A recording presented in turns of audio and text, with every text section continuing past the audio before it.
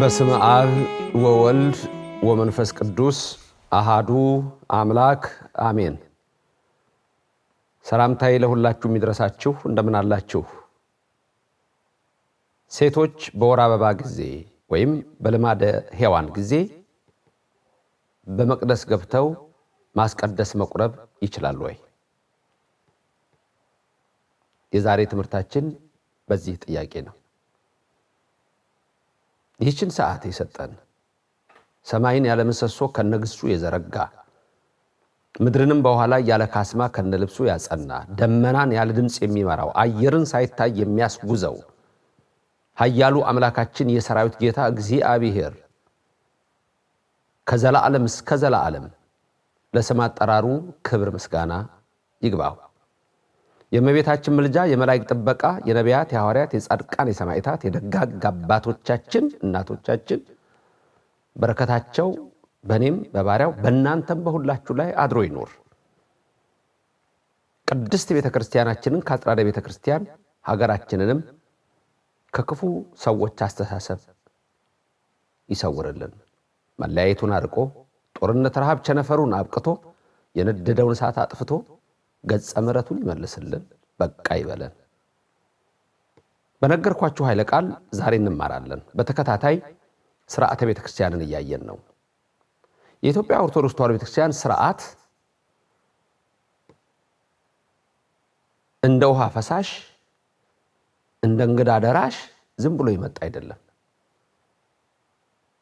መሰረታችን ሁሉ አንደኛ ሕገ ልቡና፣ ሁለተኛ ሕገ ኦሪት ነው። አንደኛ ሕገ ልቡና፣ ሁለተኛ ሕገ ኦሪት ነው። እያንዳንዱ ነገራችን ከሌላው የምንለይበት ምክንያት ይሄ ነው። ስለዚህ ሰሞኑን በምንነጋገራቸው ሁሉ እያየን ያለነው ነገር ምንድነው? ይህች ቅድስት ቤተክርስቲያን ምን ያህል የቀደመ እምነቷ የጸና የእግዚአብሔር ሕግ የሚፈጸምባት ማኅደረ እግዚአብሔር መሆኗን ነው። የመቅደስ ስርዓታችን ራሱ እኮ ከብሉይ ነው የመጣው። መጀመሪያ ከሕገ ልቡና ነው፣ ከሰማይ ነው። ሰሞኑን ስለ ምግብ ብቻ አይደለም ማንሳት ያለብን። ታቦተ ጽዮን የእግዚአብሔር ታቦት እኛ ብቻ ነን ያለን። በብሉይ ነው ብለን አንጥልም። በፍጹም እግዚአብሔር ይጥላል። እናንተ እኮ ኢትዮጵያን የተለያችሁ ናችሁ እኮ። ይሄን እኮ አለማወቃችሁ ነው ጥልቅ ውስጥ ከቶ የምትሰቃዩት፣ በዘር በጎሳ የምትሰቃዩት፣ በፖለቲካ ሐሳቤ የምትሰቃዩት እኮ ይሄ እኮ አልገባ ብላችሁ ማንነታችሁን አለማወቃችሁ እኮ ነው። እናንተ እኮ ታላቅ ሕዝብ ነበራችሁ። እናንተ እኮ የእግዚአብሔር ማደሪያ ናችሁ።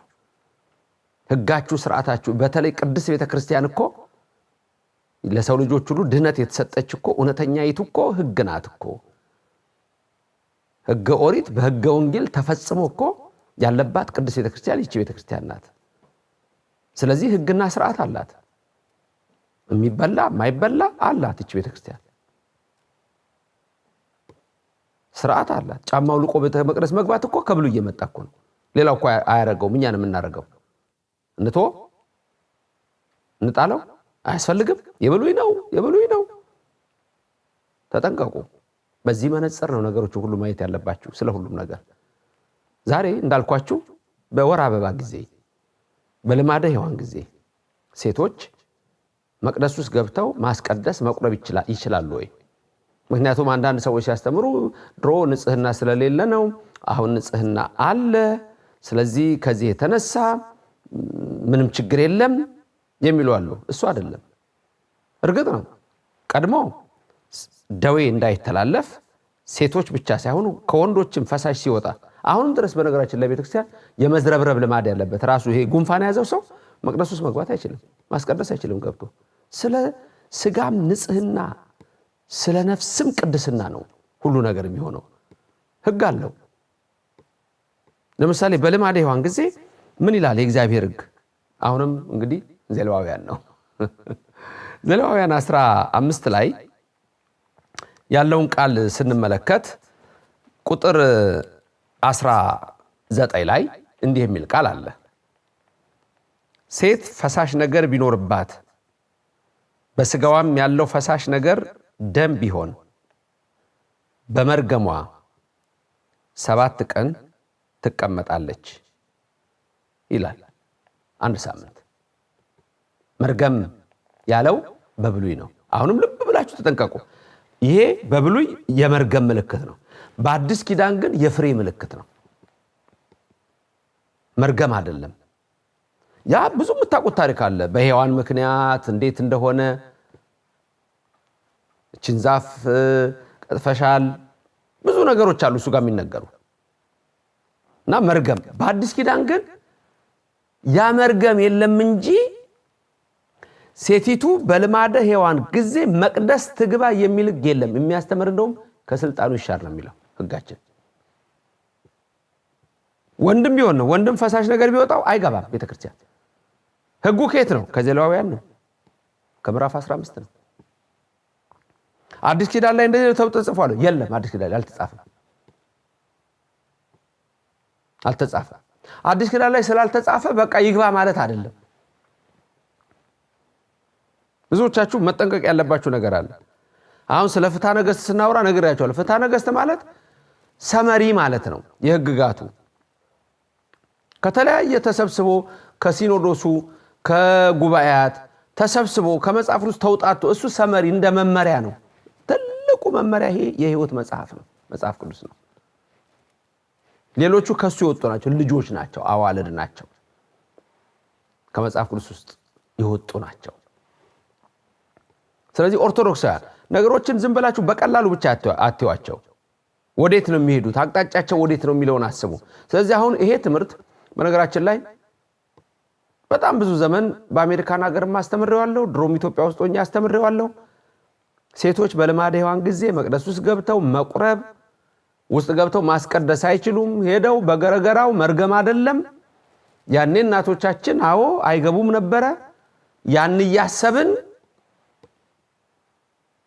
እስቲ አሁን አንድ ነገር ጠይቃችሁ፣ ሕማማት ውስጥ እግዚአብሔር ይፍታ የለም። ለምን? ክርስቶስ የዛን ጊዜ ነው የተሰቀለው። እሱ የዛሬ 2000 ዓመት ነው አለ ተሰቅሎ ያዳነን። ክብር ምስጋና ይግባው፣ በረከቱ ይደርባችሁ፣ ቀኙ ጋሻ ይሆናችሁና ያፈሰሰው ደሙ ኃጢአታችን ይጠብልን አጥቦልናልና ሕማማትን ስናስብ እኮ ያችን ሰዓት ነው የምናስበው። አምጥተን እግዚአብሔር ይፍታ የማይባለው ሁሉ ያችን የዛሬ 2000 ዓመት የሆነችውን የአንድ ሳምንት ጉዳይ ነው የምናስበው። እናንተ እህቶቻችን እናቶቻችን መቅደስ ማትገቡት እኮ የዛን ጊዜ እናቶቻችሁን አስባችሁ። አንድ 7 ቀን እኮ ነች። በተለይ ይሄ ጥያቄ አሜሪካ ውስጥና አውሮፓ ውስጥ ስትሄዱ ሴቶች የምታነሱት ጥያቄ ነው። ከዛ የሚመች አስተማሪ ደግሞ ይሰጣችሁና ችግር የለውም እኮ ይላችኋል። ልክ የሞኝነት እስከ ዛሬ የነበሩት አባቶቻችን እንማያውቁ። ተጠንቀቁ። አሁን ያላችሁት ምእመናን ከድሮቹ አታቁም፣ ምንም አታቁም። እንደማታቁ በምን ልንገራችሁ ሰርች በተረት እናቶቻችን አባቶቻችን ሁሉን ነገር በመጽሐፍ ቅዱስ ተረት እኮ ነው። የቁራ መላእክተኛ ሲሉ እኮ መልእክት አለው፣ ያውቁታል። የኖህን ታሪክ ያውቁታል እኮ። ስለዚህ አሁን እናውቃለን ብላችሁ ከሆነ መጽሐፍ እጃችሁ ላይ ስለገባ አታቁ። ይሄንን መረዳት ይኖርባቸዋል። ያችን ሕማማት እኮ የምናስበው ሕማማቱ ለምን ይደረጋል የሚሉን አንድ አባት አጋጥሞኛል አንድ ጊዜ። ለምን የሚደረገው ይሄ እኮ በቃ ምንድነው ዝም ብሎ እግዚአብሔር ይፍታ የማይባለው መስቀል የማይሳለመው ይሳለም እንጂ። ተመልከቱ፣ ያስ የቆየ የቤተ ክርስቲያናችን ያችን ሰዓት የክርስቶስን መከራ መካፈል እንዲነበርኩኝ ከዚህ ወጣው ብሎ ማሰብ፣ ይሄን ሁሉ ነገር ጥንቃቄ አድርጉበት። መነጽር ነው የምሰጣችሁ ኦርቶዶክሳውያን፣ መነጽር ነው እየሰጣችሁ ያለሁት እምነታችሁን የምታዩበት። ከግብፅ አታመሳስልብኝ፣ ከጣዖት አምላኪ ሀገር ጋር አታመሳስላት እችን ሀገር። ግብፅ እኮ ከክርስቶስ በፊት እኮ ማርቆስ እሷን ከመስበኩ በፊት እኮ ጣዖት አምላኪ እኮ ሀገር ነች።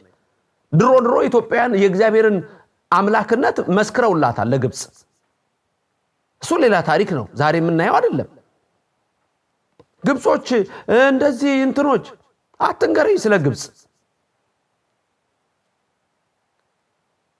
ጠፍተው 10% ስለቀሩ ሰዎች አይደለም የምናወራው። አንተ ራስህ የምትጠፋው ለምንድን ነው? ሕግና ስርዓትን ባለመጠበቅ ነው የምትጠፋው። ባህልህን በማስነጠቅ ነው የምትጠፋው። ማንነት መገለጫህን በመተው ነው የምትጠፋው።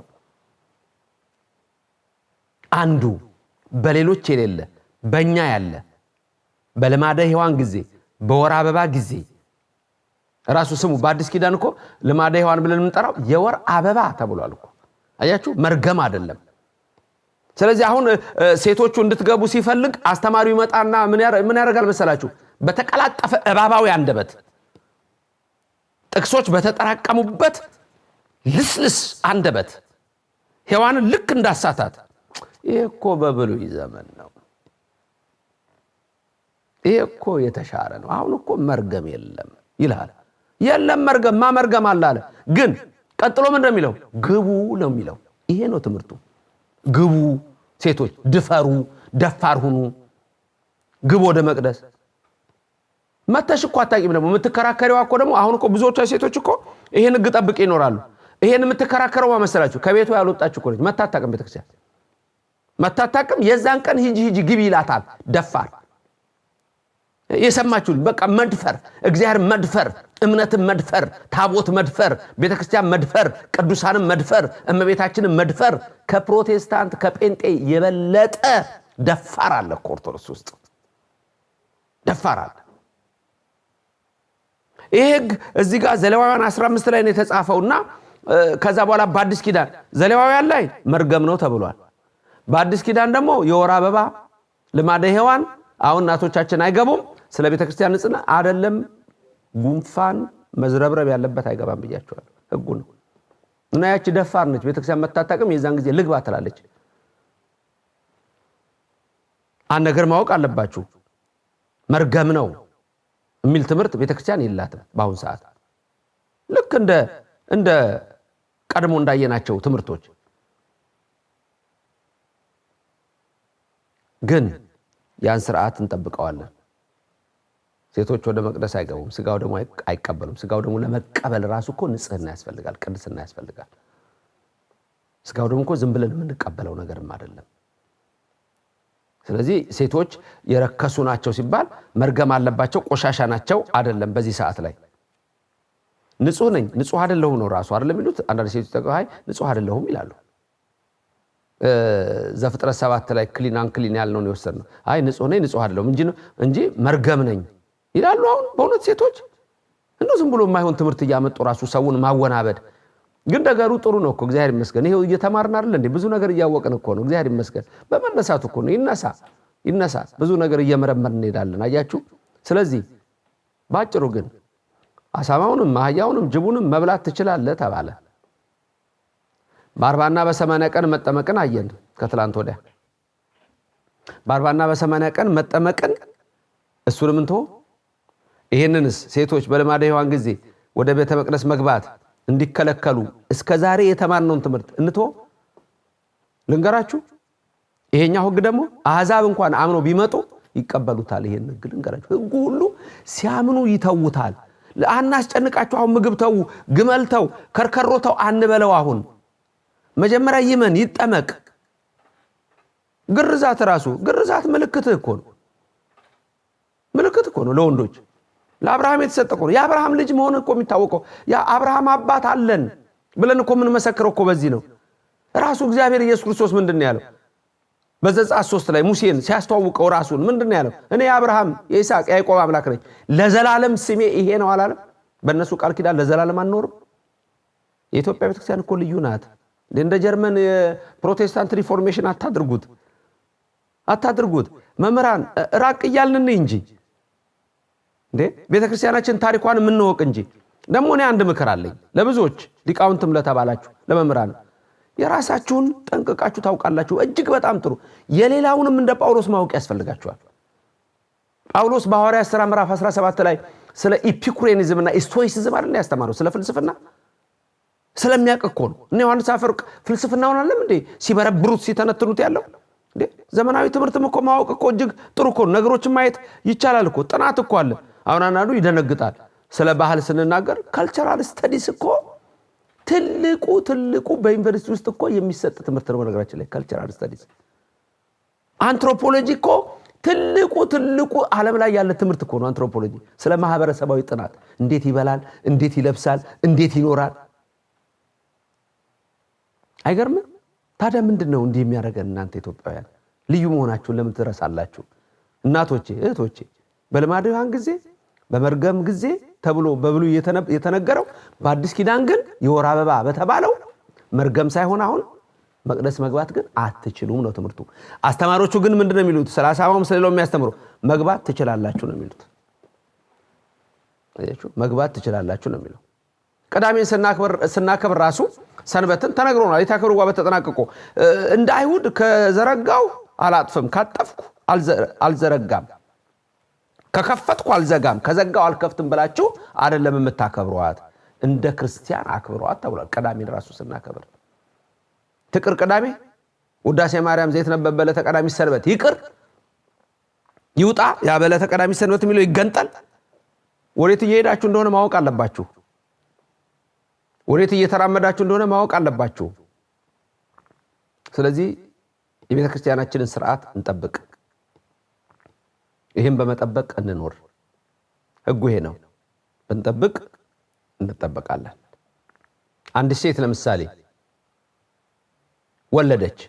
ከትላንት ወዲያ ባየነው ትምህርት ለምሳሌ ወንድ ልጅ የመንጻቱ ወራት የሚፈጸመው ስንት ቀን ነው ብለናል? 40። ከ40 ቀን በፊት ቤተክርስቲያን መምጣት ትችላለች፣ መግባት ትችላለች። በኢትዮጵያ ቤተክርስቲያን ህግ ትችላለች። ተመልከቱ፣ የዘሌዋውያን 12 ህግ ነው ተብሎ እንዳልኳችሁ ሴት ወለደች 80 ቀን ሳይሞላት ይዛ መምጣት ትችላለች። እሷ መምጣት ብቻ አይደለም፣ ልጇን በ30 ቀን ማስጠመቅ ትችላለች። ወንዱን ሴቷን በ40 ቀን ይዛ ማስጠመቅ ትችላለች። መታ መልሱ ምንድን ነው? አትችልም። በቃ ይሄ ነው መልሱ። አሁን እኮ መጣው ትችላለች ሊሉ ነው። የዘሌዋውያን ህግ ነው ሊሉ ነው። የብሉይ ህግ ነው ሊሉ ነው። አይደለም ባካችሁ። አውቃለሁ አንዳንዶቻችሁ ከመመራመር ብዛት የተነሳ ነው። አንዳንዶቻችሁ ደግሞ ምንም ሳትመረምሩ በደፈኑ ነው። ትለያያላችሁ። አንዳንዶች ከማንበብ የተነሳ ከመመራመር የተነሳ የሚስቱ ሰዎች አሉ። እንደና አሪዮስ ማለት ነው። አሪዮስ ሊቅ ነበር። ስህተት እኮ እንደዛ ነው የሚጀምረው። ለምሳሌ ልንገራችሁ የሚገርማችሁ፣ አንድ ሴት ለምሳሌ ወንድ ወለደች። መጠመቅ ያለበት ይሄ ልጅ በስንተኛው ቀን ነው? በ40ኛው ቀን። ታመመና ሞት አሰጋው። ከዛ እቺ እናትና አባት ልጁ እንዲጠመቁ ፈለጉ። ምን እንደሚያደርጉት? ሄዳ ታጠምቃለች። እሷ ሄዳ አትችልም። ምን ይደረጋል? በሞግዚት ተልኮ ልጁ ይጠመቃል። በሞግዚት እሷ አትመጣም። ለምን? ያ ዘሌዋውያን ላይ ያለው ህግ ይሰራል። በዚህም በወር አበባ ጊዜ በልማደ ሔዋን ጊዜ ህጉ ይሄ ነው። በነዛ ቀናት ውስጥ መቅደስ ውስጥ አትገባም። ድንገት መታ ከውጪ በገረገራው ተሳልማ መሄድ አትችልም ወይ? ትችላለች።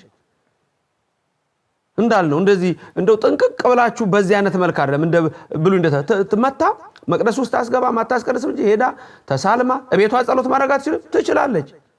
እንዴ በደንብ አድርጋ ነው የምትችለው። በአዲስ ኪዳን በብሉይ ዘመን ትለያለች፣ ለብቻዋ ትቀመጣለች።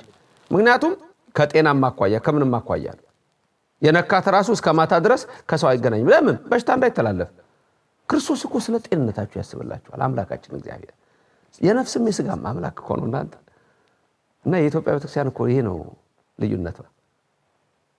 እንዳልኳችሁ ነው። ይሄ ታቦት ነው፣ እዚህ ጋር ይሄኛው መስቀል ነው። እንቶ በቃ አዲስ ኪዳን ነውና ይሄኛው አያስፈልግም፣ ይሄኛው ክፍል አያስፈልግም። አያችሁ ምዕመናን።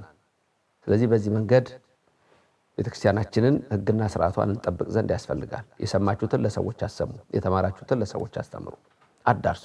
ትውልዱ ይማር፣ ከጥፋት ይሰወር። መምህራን ለተባሉት ሁሉ ደግሞ ቢደርስልኝ ደስ ይለኛል፣ ቢመለከቱት የሚሰጡትን ትምህርቶች ሁሉ። በተረፈ ሌሎችም በርካታ የምናያቸው ይኖራሉ። ለዛሬ ግን በዚያ በቃው። አነሳስቶ ላስጀመረን አስጀምሮ ላስፈጸመን ኃያል አምላክ ክብር ምስጋና ይግባው። እመቤታችን አትለየን። ሀገራችንን በዓይነ ምሕረቱ ይመልከትልን፣ የነደደውን እሳት ያጥፋልን፣ መዓቱን በምሕረት ቁጣውን በትዕግስት ይመልስልን። በኦርቶዶክስ ተዋሕዶ እምነታችን ጸንተን ለመኖር አምላካችን ይርዳን። መላእክትን በጽርሐ አርያም ነቢያትን በትንቢት ሐዋርያትን በአጽናፈ ዓለም ሰማዕታትን ለደም ቅዱሳን አባቶቻችንን በገዳም እናቶቻችንንም እንዲሁ ያጸና እኛንም በምግባር በትሩፋት በተዋህዶ በክርስትና እምነታችን ርትዕት በሆነች በዚች ቅዱስ ቤተክርስቲያን እስከ መጨረሻ እቅታ ድረስ አጽንቶ እንዲጠብቀን የሱ ቅዱስ ፈቃድ ይሁንልን። ድንግል በቀኝ በግራ ትቁምላችሁ፣ ከፊት ትምራችሁ፣ ከኋላ ትከተላችሁ፣ በልቡናችን ከልጇ ጋር ነግሳ ለዘላለም ትኑር። ያስተማረን የመከረን ኃያሉ አምላክ ኢየሱስ ክርስቶስ ክብር ምስጋና ይግባው። ሴቶች በልማደ ሔዋን ጊዜ ቤተ መቅደስ መግባት መቁረብ ይችላሉ ወይ? በኦርቶዶክስ ቤተክርስቲያን ሕግ አይችሉም። ደፍረሽ ከገባሽ ከአምላክሽ ተነጋገሪ። ሕጉ ግን ባንቺ ላይ ይሰለጥናል። አስተማሪዎችም ይህን የምታስተምሩ ተጠንቀቁ። የእግዚአብሔርን ሕግ ብትጠብቁ ሕይወት ይሆንላችኋል። አለዛ ግን ታናሽ ትባላለህ ይላልና ይህን እንድናስተውለው ያስፈልጋል። ምስጋና ለሥላሴ ይሁን።